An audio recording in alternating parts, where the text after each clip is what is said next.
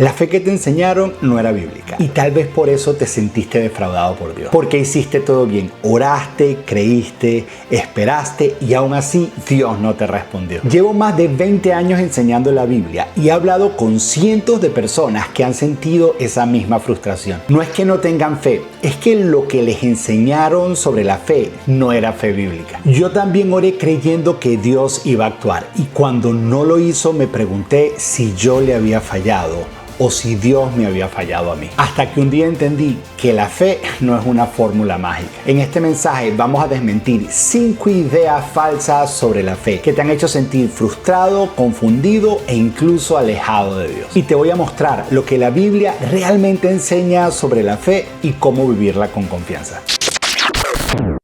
La fe no es un poder. La fe no es un poder. La fe no es una magia. La fe no es una cuerda que tú lanzas y la agarras a Dios por el cuello y lo jalas y le dices, tienes que hacer lo que yo te digo. Sí, eso no es fe. Fe no es forzar a Dios o obligar a Dios a que haga mi voluntad. Si yo tengo fe. Dios no está arriba en el cielo diciendo, Gogo tuvo tanta fe que ahora estoy obligado a hacer lo que Gogo dijo. Porque tiene mucha fe. Y a lo mejor tú creciste en una iglesia que enseñaban esto. Y oraste muchísimo, creíste con todo tu corazón. El pastor oró por tu mamá. Fueron, lloraron por tu hermana en el hospital. Hicieron todo lo posible y al final la respuesta no era lo que tú querías. Y tú dijiste, pero si yo tuve fe, ¿qué pasó? Y por eso dejaste de creer en Dios. Porque tenías un concepto equivocado de lo que es la fe. Si la fe no es un poder que manipula a Dios. Es más, para un poder que manipula a Dios, la Biblia tiene una palabra para eso. ¿Sabes cómo se llama? Paganismo. ¿Sabes cómo le decimos a nuestra cultura hispana a eso? Un poder que controla a Dios. Brujería.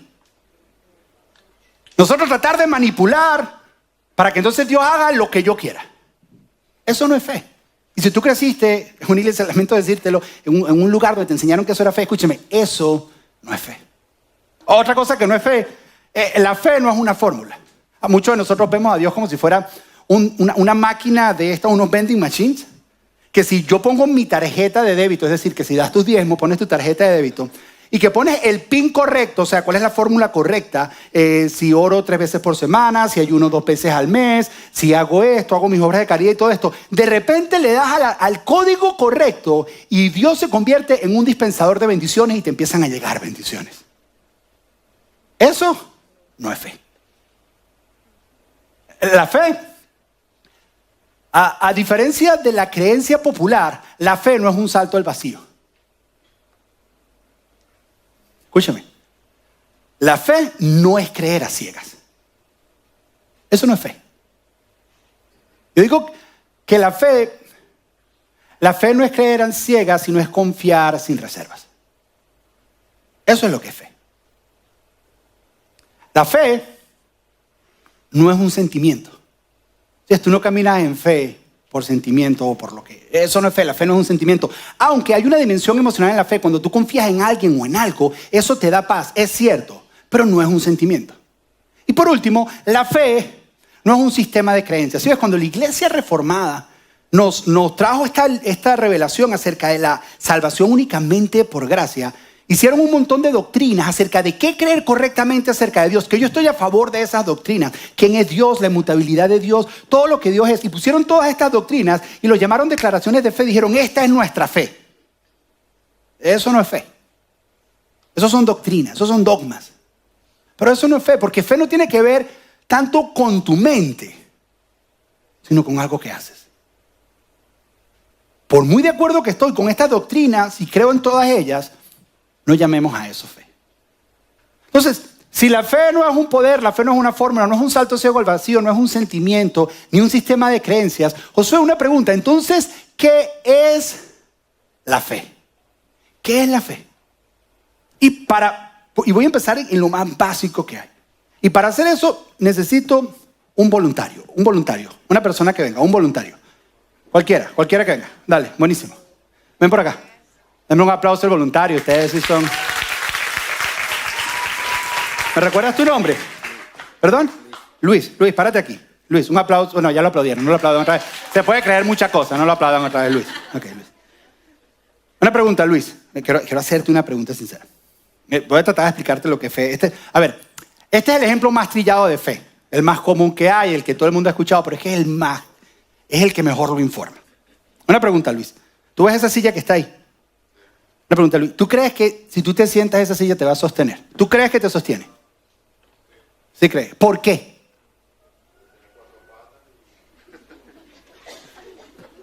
Te puede sostener. ¿Qué otra cosa puedes decir? Porque tal vez ellos están sentados en unas sillas iguales y también los está sosteniendo. ¿Verdad? Si tú ves a todos ellos en una silla igual y tú tienes 4 patas, te va a sostener. Una pregunta, Luis. ¿Por qué la silla no te sostiene? Ahorita mismo, ¿por qué no te está sosteniendo? Oh. Siéntate.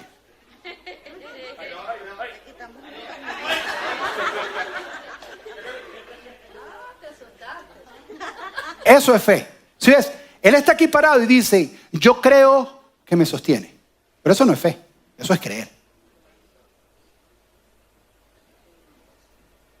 Fe es cuando me siento en ella. Hay muchas personas que creen en Jesús, pero no confían en Jesús. Démosle un aplauso a Luis, que es un modelo maravilloso. Gracias, Luis. Gracias por ser un hombre de fe. Fíjate, lo primero que tienes que entender es que fe no es un asunto religioso, porque nada de lo que hicimos ahorita tuvo que ver con religión. Fe, tienes que entender que es una actividad humana. Es algo que hacemos todos los seres humanos. Todos nosotros vivimos por fe. Te doy un ejemplo. Supongamos que yo termino esta reunión y me pongo de acuerdo con unas personas y decimos, ¿sabes qué? Vamos a ir a comer a este lugar juntos. Y yo le digo, ok, vamos a comer. Y me dicen, nos vemos en tal restaurante. Yo le digo, ok, nos vemos en ese restaurante. Y yo salgo de este lugar y por fe yo prendo mi carro y yo creo que va a encender. Es por fe. Y por fe yo voy al restaurante porque esas personas me dijeron que iban a estar allá. Y yo por fe creo que esas personas van a estar allá cuando yo llegue. No hay nada que me lo asegure, yo lo hago por fe. Y pido mi comida y almuerzo y yo por fe creo que va a haber cuenta en mi banco para poder pagar. Entonces, no es un asunto de si tienes o no tienes fe. Es un asunto de en quién depositas tu fe. Es en quién pones tu fe. Jesús no solo nos invita a creer en Él, sino a confiar en Él. A confiar no solamente en su muerte, en su resurrección, a confiar en su vida. En lo que Él vivió y en cómo vivió. A confiar en sus enseñanzas y ponerlas en práctica. A confiar en sus milagros y lo que Él dijo que podía hacer. A confiar en su muerte y en su resurrección, es cierto. Pero también a confiar en su ascensión y a confiar que Él dijo que Él regresaría y todas las cosas serían hechas nuevas. Y vivir de acuerdo a eso. Eso es fe. Pero fe es una actividad del alma humana. Todos nosotros vivimos por fe. ¿Les está quedando más claro? Por ejemplo, la palabra para fe en el Nuevo Testamento es la palabra pistis. Di pistis. Yo sé que te da ganas de ir al baño, pero no tiene nada que ver con eso. Pistis es una palabra, es una constelación de palabras que tiene un dominio semántico, que es una palabra que tiene muchas palabras al mismo tiempo, que es lo que se usa para definir lo que es fe. Ahora, pistis significa fe, pero significa creer, significa confianza, significa seguridad, significa dependencia, significa lealtad, significa fidelidad. Cuando se habla de fe, todo esto es fe, es creer, pero no solo creer, es confiar. Pero no solo confiar, es tener la seguridad, es depender, es lealtad, es fidelidad. Eso es fe. Estoy bien vestido, que todos me están tomando fotos hoy. Me veo más delgado. Eso es fe. Eso es fe. Ok, ahora voy a otra definición. Una definición más simple de fe. Fe es la confianza, es una confianza basada en una realidad. A diferencia de creer a ciegas, es basada en una realidad. Y tal vez el mejor ejemplo de esto, porque la gente pregunta, ¿qué fe? ¿Qué fe? Yo no sé si tú sabes que en la Biblia hay un lugar donde dice la fe es, y nos dice claramente qué es la fe. Está en Hebreos capítulo 11, desde el versículo 1. Escúchame, es fe, 2 puntos, y nos dice qué es la fe. Y por muchos años en la iglesia hemos confundido esto tanto, lo hemos complicado tanto, y es extremadamente simple y sencillo. El autor de Hebreos lo dice de esta manera, dice, ahora bien, la fe es, y está a punto de decirnos qué es la fe. Ahora, el autor de Hebreos, entiende, es un hombre judío, es lo que se cree, que estaba escribiendo a una comunidad cristiana. O sea, esto es la definición cristiana judía de lo que es fe. Él está a punto de decirnos qué es la fe. ¿Estás listo para entender qué es la fe? Porque está en la Biblia, es lo que nos está diciendo. Dice, la fe es la certeza de lo que se espera. Y nos da dos palabras, una es certeza y una es esperar, que tiene que ver con esperanza. Ahora, ¿qué es la esperanza? La esperanza es querer que algo suceda sin la garantía de que sucederá. Eso es esperanza. Es querer que algo suceda sin la garantía de que sucederá. Eso es esperanza. Ahora, lo que el autor de Hebreos nos está diciendo es que tú puedes tener una esperanza, pero para que la esperanza se convierta en fe, algo tiene que ocurrir que hace que esa esperanza sea una certeza. Cuando esa esperanza se convierte en una certeza, entonces eso es fe. En el momento que ojalá y suceda, se convierta en, sí, yo sé que va a suceder, se convierte en fe. Te lo voy a repetir. Es que le veo las caras a todos así como que quiso. Okay. Cuando deja de ser la esperanza, ojalá que suceda, porque no tengo la garantía. Tengo una garantía de que sí va a suceder. Algo ocurre que tengo la garantía. En ese momento es fe. La pregunta es qué tiene que pasar, qué tiene que ocurrir dentro de nosotros o fuera de nosotros para que la esperanza se convierta en fe. Esperanza sin la garantía es tú decir, yo tengo la esperanza de que me aumenten el sueldo. Y yo tengo la esperanza de ganarme el bono. Sí, tú quieres, pero tú no tienes la garantía. Yo tengo la esperanza de casarme algún día. Tú tienes la esperanza, pero no tienes la garantía. ¿Qué tiene que pasar? Ahora, el autor de Hebreos dijo, déjame decírselo otra vez, de otra manera, para ver si lo entienden.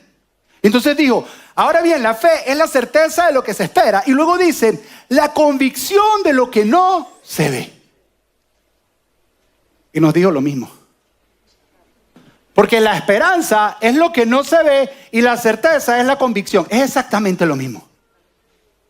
Él está diciendo, hay cosas en tu vida que tú tienes esperanza, pero tú no la ves todavía. Pero algo puede ocurrir que entonces lo que no se ve se convierte en una convicción y tú caminas como si lo vieras. ¿Pero qué es eso? Y lo más loco es que esta definición es tan simple y tan sencilla que él no nos dice qué es. Él lo deja ahí y sigue hablando. Porque él espera que tú y yo lleguemos a la conclusión solitos.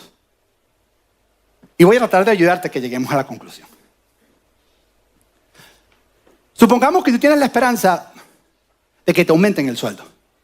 Tú quieres que te aumenten el sueldo, pero nada te da la garantía de que te van a aumentar el sueldo. Pero tienes la esperanza de que te aumenten el sueldo. Y tú estás trabajando en el aumento del sueldo, en el aumento del sueldo. Y entonces, un día a tu oficina llega tu jefe, toca la puerta. Y te dice, yo sé que tú te has estado preguntando y has querido un aumento de sueldo. ¿Sabes qué?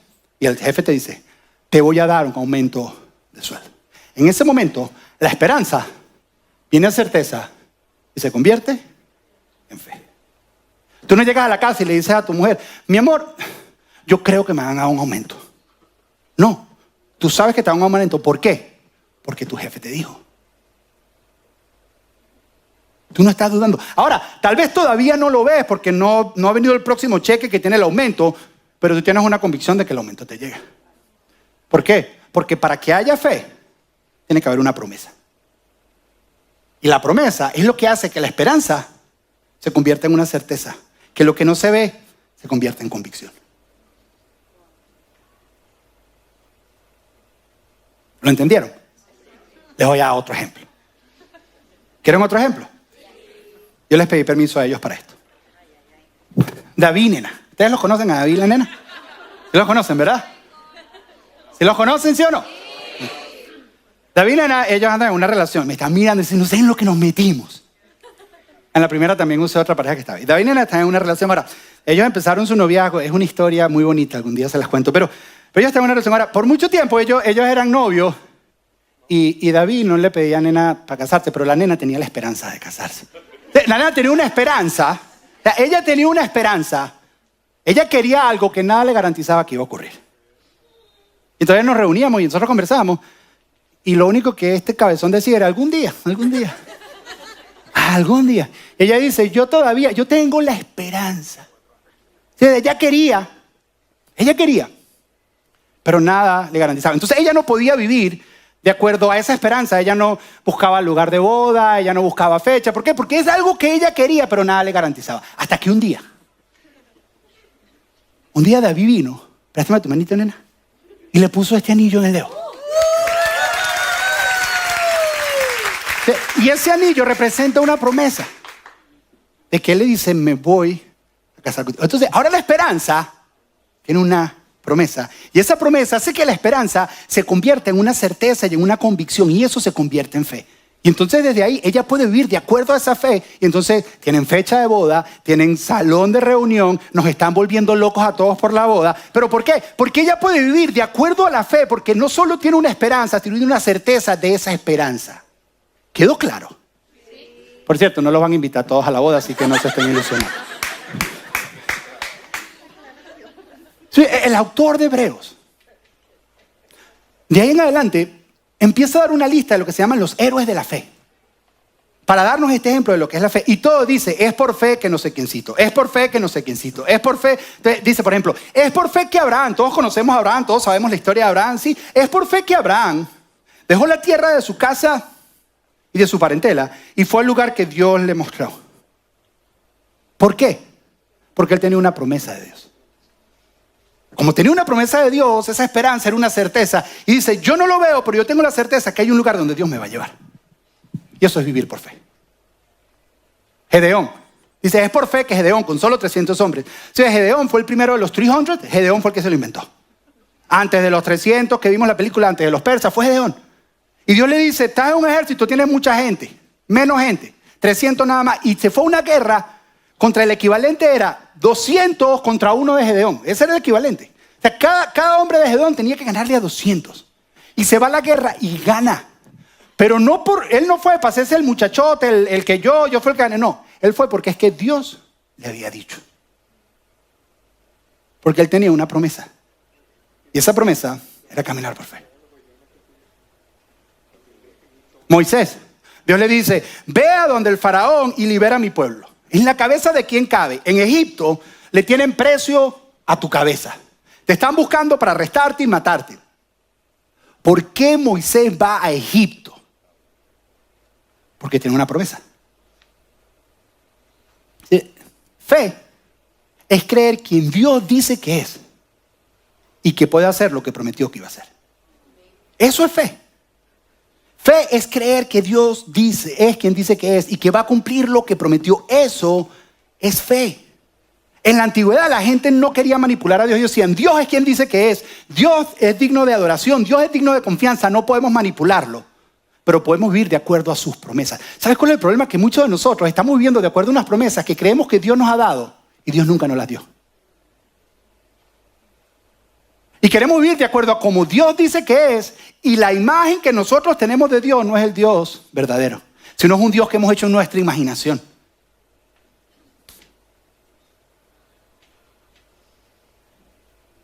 ¿Les está quedando claro qué es fe? La fe dentro de la doctrina cristiana también se conoce como una virtud. Una virtud es algo en lo que tú creces. ¿Qué es lo que te quiero decir? La fe no es solo algo que tienes, es algo que crece en ti. La fe es algo en que te conviertes en una persona de fe. Cuando tú caminas con Jesús, tú te conviertes en una persona de fe.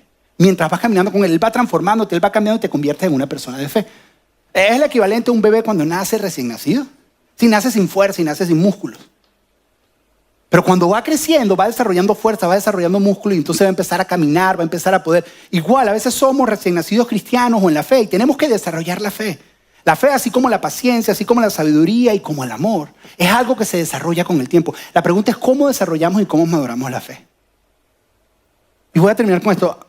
Dios mío. Antes de decirte cómo se hace, quiero hablarte rápidamente de 3 niveles de fe por los cuales pasamos todos nosotros. Está en la Biblia, escúchame, y yo lo he experimentado en mi vida. 3 niveles de fe, rapidito. El primer nivel de fe es lo que se conoce como una fe de intercambio. Todos cuando nosotros empezamos a caminar con el Señor y con Jesús, vivimos, esto es lo que llamamos, hay promesas condicionadas de Dios. ¿Se han escuchado esa frase? Entonces, el equivalente es una fe de intercambio, que es una fe donde dice, ok, Dios, si yo hago esto, porque hay unos principios en la Biblia espirituales, si yo vivo de acuerdo a estos principios, entonces tú tienes que hacer esto. Si yo vivo de acuerdo a estos principios, yo hago esto, entonces tú tienes que hacer esto. Y hay principios así, aquí los llamamos principios de vida. Yo estoy a favor de todos esos principios. Yo los creo, por eso aquí enseñamos mucho acerca de la aplicación y cómo vivir. ¿Por qué? Porque hay principios espirituales en el mundo espiritual que si tú haces esto, entonces esto va a ocurrir. El problema con esto es que se puede convertir en una fórmula donde tratamos de manipular a Dios. Y ni siquiera necesitas relacionarte con Dios, con vivir los principios espirituales. Como son principios espirituales, se hacen efecto y funcionan. Pero llega un día que tú haces lo que a ti te toca y el resultado no es lo que esperabas.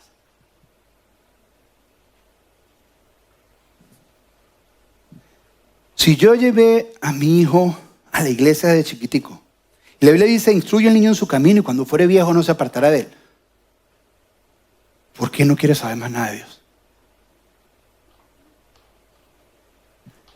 Si yo iba a la iglesia con mi esposa y mi familia todos los domingos y éramos fieles, y hasta teníamos un grupo en la casa de oración,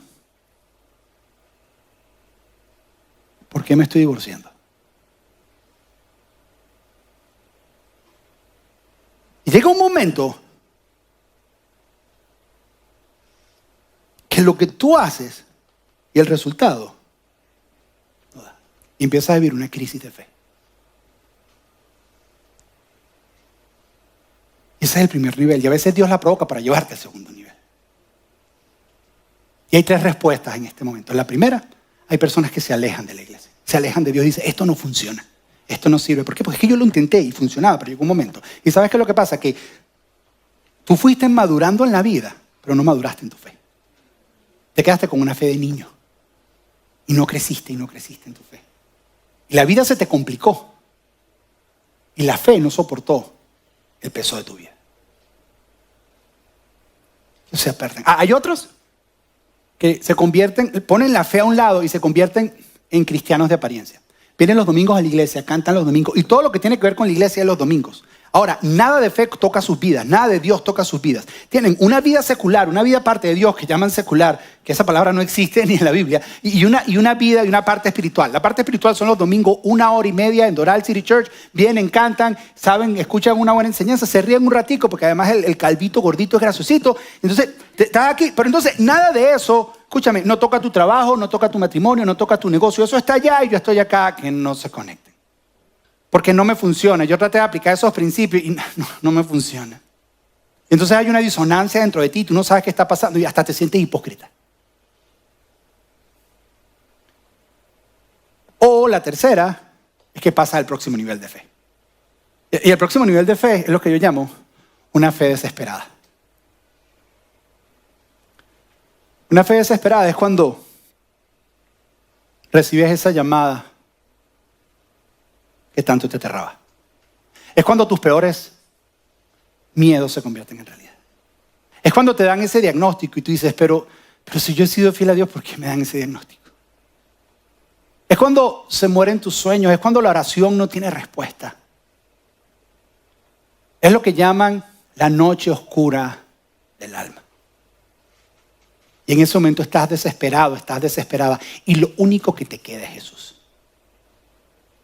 Es fe de desierto, donde ya ni siquiera las fórmulas que tú usabas antes, porque en la fe de intercambio ni siquiera necesitas una relación con Jesús. Si yo vivo estos principios, todo va bien. No, si yo hago el diezmo y hago esto, y si hago esto y hago esto, y todo está funcionando. Y en esa fe Jesús es como un gurú de producción y de éxito.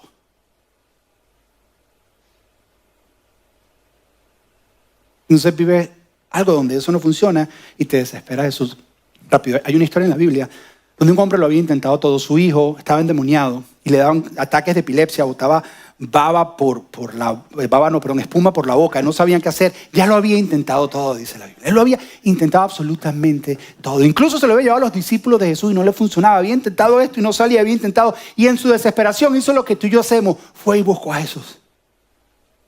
Y le dijo a Jesús, si puedes hacer algo, ten compasión de nosotros y ayúdanos. Se le acerca y le dice, Jesús, por favor, mira a mi hijo. Si puedes hacer algo, por favor, ten compasión y ayúdanos. Me encanta la respuesta de Jesús. Tú debes leer la Biblia. Yo no sé qué Jesús te imaginas tú. Porque mira lo que contesta Jesús. Mira, si puedes hacer algo, por favor. Y la respuesta de Jesús es, ¿cómo que si puedo? Un momentico. ¿Cómo que si puedo? Yo no sé si te das cuenta. Jesús lo está trayendo. Jesús lo está llevando a un nuevo nivel de fe. ¿Sabes qué? Tú crees que yo puedo, pero no confías. ¿Cómo que si puedo? O sea, no estás seguro. Estás como Luis que vio la silla y dijo, no sé. Así está. Y dice, para el que cree, todo es. Y luego este hombre dice algo, que ojalá tú lo agarres, porque es lo que te estaba tratando de decir los últimos 20 minutos. Dice, sí creo, dijo el hombre, pero ayúdame en mi falta de fe. Espérate, pero si cree no significa que tiene fe. No. Yo creo, pero no confío.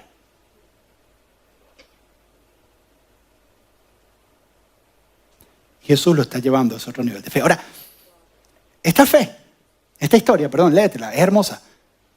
Tiene un final feliz. Jesús ora por el muchacho y se sana, pero solo por un segundo. Imagínate que ese no fuera el final.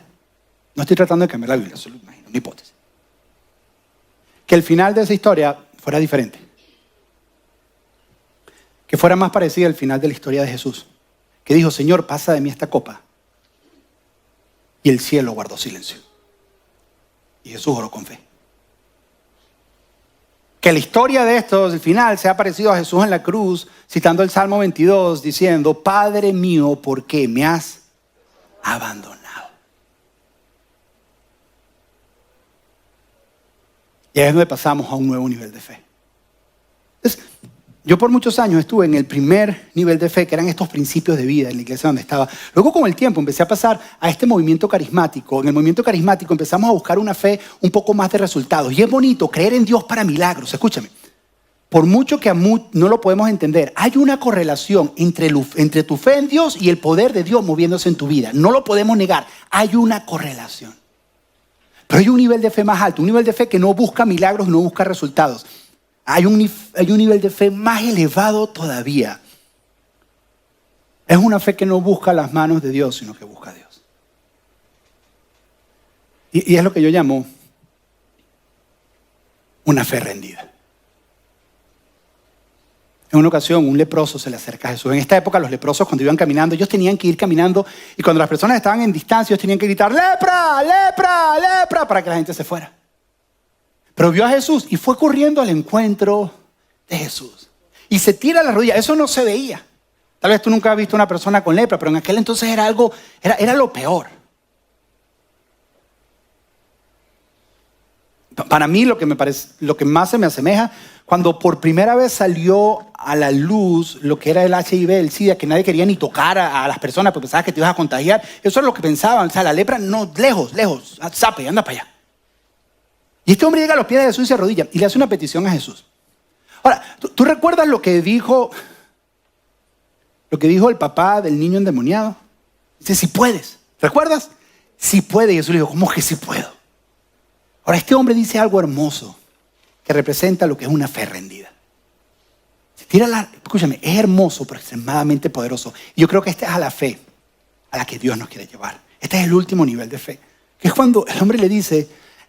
En esto se le acercó un hombre enfermo de lepra, el cual se puso de rodillas delante de él y le dijo, Señor, si quieres, puedes limpiarme de mi enfermedad. Yo sé que tú puedes. De eso no tengo duda. Pero es si tú quieres. ¿Cuál es tu plan para mí? Yo sé que tú puedes. Pero si tú quieres. Una pregunta. Un desvío para reafirmar una idea. ¿Cómo este leproso sabía que Jesús podía sanarlo?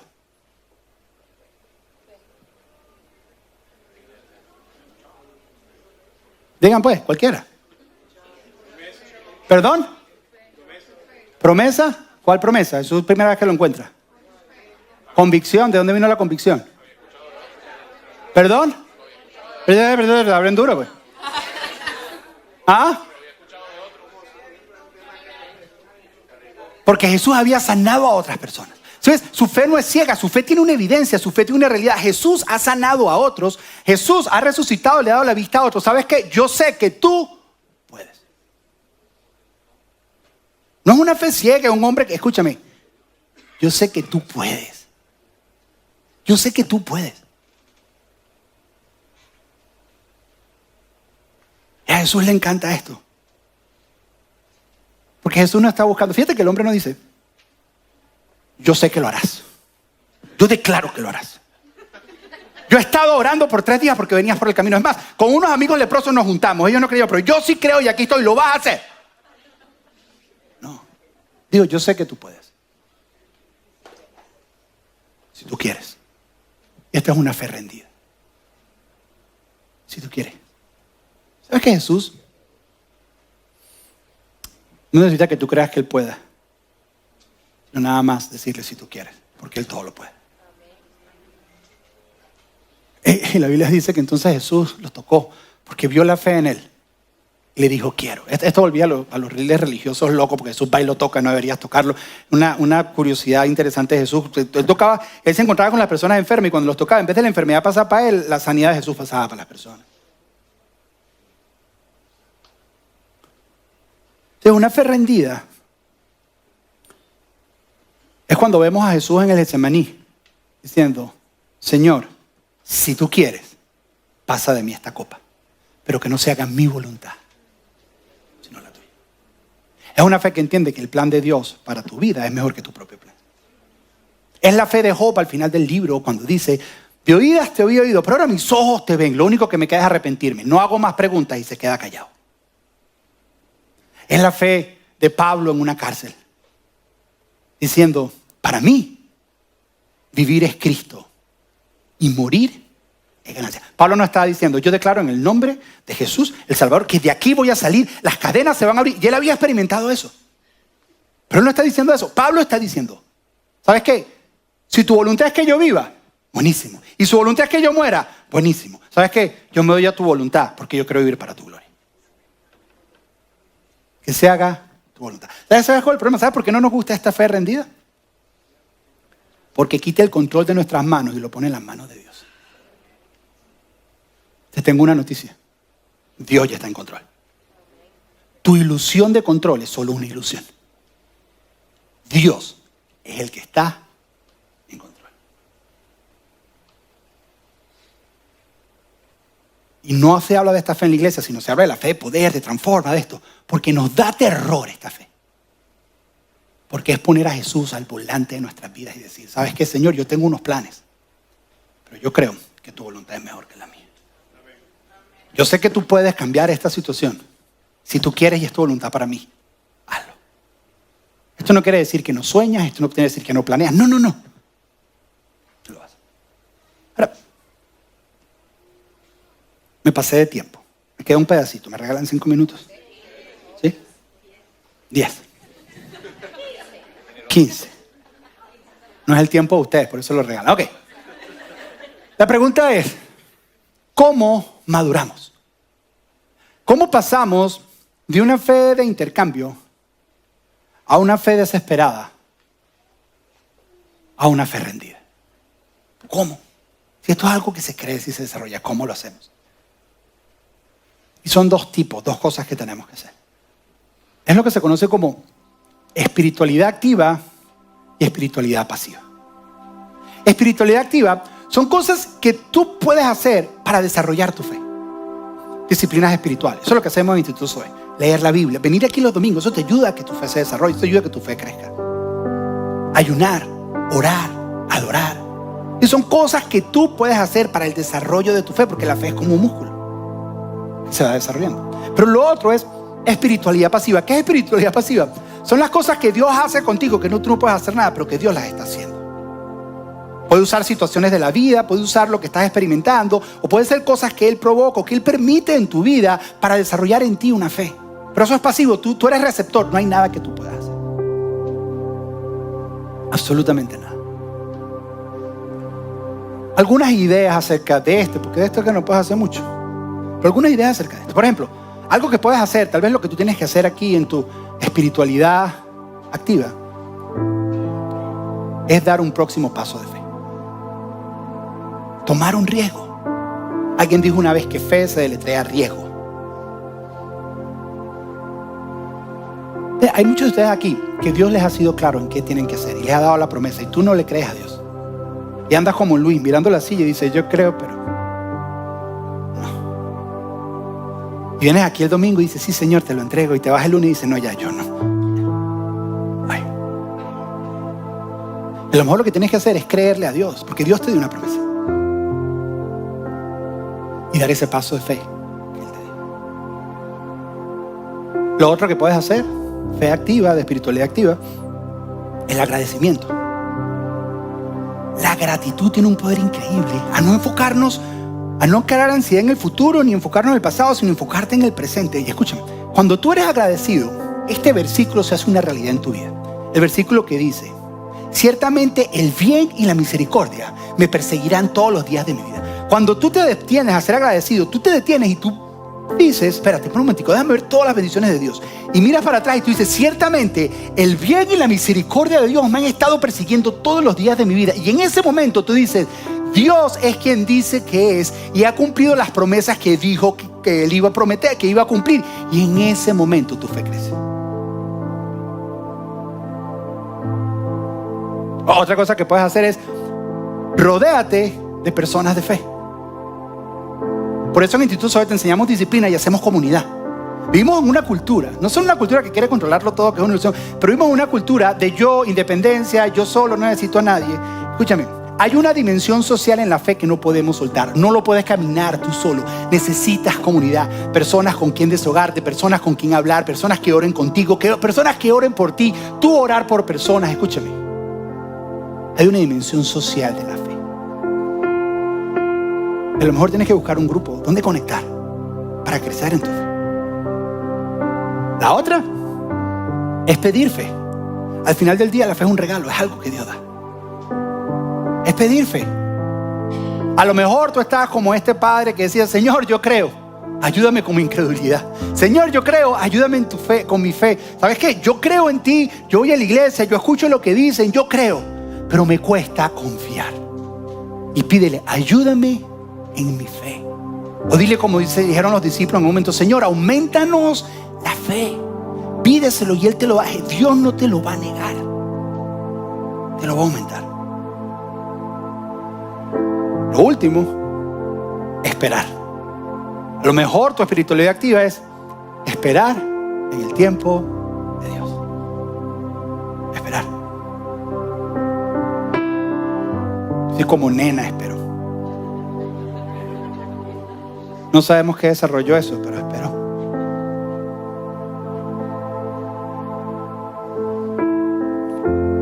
Y la espiritualidad pasiva. En la Biblia, la espiritualidad pasiva es lo que la Biblia llama pruebas de fe. La Biblia está llena de pruebas de fe. Ahora, estas pruebas de fe no son como Nicolás, mi hijo Nicolás, ahorita está en exámenes finales, y no son como las pruebas del colegio que yo tengo que ver y se saca un 20, eso no es. Las pruebas en la Biblia, las pruebas de fe, es para demostrar lo que está dentro de ti, para que tú veas lo que está dentro de ti. Es como cuando un ingeniero prueba un producto para ver si el producto funciona realmente como dice que va a funcionar. Es para medir la integridad de lo que hay en ti. Tal vez el mejor ejemplo que yo hago es, suponte que tú compras, no me sale el anillo, suponte que tú compras un anillo. Compras un anillo, ¿verdad? Pero el anillo es de un metal barato, pero lo bañan de oro. Y dices, qué bonito se ve el anillo, qué espectacular el anillo. Mira, tiene un anillo de oro. Pero mientras vas andando por la vida, el anillo empieza a recibir golpes. Y mientras va recibiendo golpes, se va pelando. Y por muy bonito que se vea por fuera, se empieza a ver la realidad de lo que hay por dentro. Y tú dices, este hombre lo que tiene es un anillo barato. Qué chipi que es. Eso es lo que hacen las pruebas. Las pruebas evidencian lo que hay en tu corazón. Tú puedes decir, yo amo a Dios, venir y levantar tus manos aquí en adoración, declarar, tú eres santo, yo confío en ti. Sí, Señor. Hasta que experimentas una prueba. Y sale a la realidad lo que hay en ti. Y no es porque Dios no sepa, Dios sabe. Es porque tú no sabes. El problema es que nosotros, la Biblia, ¿sabes cuántas veces la Biblia dice, no se engañen ustedes mismos? No se engañen ustedes mismos. A ver, termino con esto. Supongamos que tú tienes un sueño, un proyecto, un plan. Un proyecto, un plan que se va a llevar a cabo de aquí a 2 años. Y tú te juntas con tu familia y dices, vamos a hacer este proyecto, vamos a hacer este plan. Y piensan que viene de parte de Dios y comienzan a orar. Y la primera etapa es orar y pedirle a Dios. Empiezan a trabajar en camino al sueño y pasan semanas, luego pasan meses, luego pasa el primer año, pasa el segundo año y tú le estás pidiendo a Dios por este sueño. Estás clamando a Dios y en tu oración tú le dices, Señor, hemos trabajado duro por esto. Todos los días tú le dices, hemos puesto lo mejor de nosotros porque tú te mereces lo mejor. Aquí está para ti, Señor, te lo entregamos. Y entonces dice la oración, Señor, pero ¿sabes qué? Que no se haga mi voluntad, sino que se haga tu voluntad, papá. Este es mi sueño, tú lo pusiste, pero al final del día es tu sueño, Señor. Haz lo que tú quieras con el sueño. Yo tengo mis planes, pero yo rindo mis planes, yo los pongo delante de ti. Y se cumplen los 2 años, se lleva a realidad ese sueño y no se hace como tú querías. Entonces te amargas con Dios. Y te molesta y te dices, yo he estado trabajando por 2 años con esto, ¿cómo tú me haces esto? ¿Cómo? Y entonces te das cuenta que esa oración que tú decías, Señor, que es tu voluntad y no la mía, era simplemente un cliché religioso, era una mentira que tú te estabas engañando. Al final del día tú querías manipular a Dios para que cumpliera tu sueño.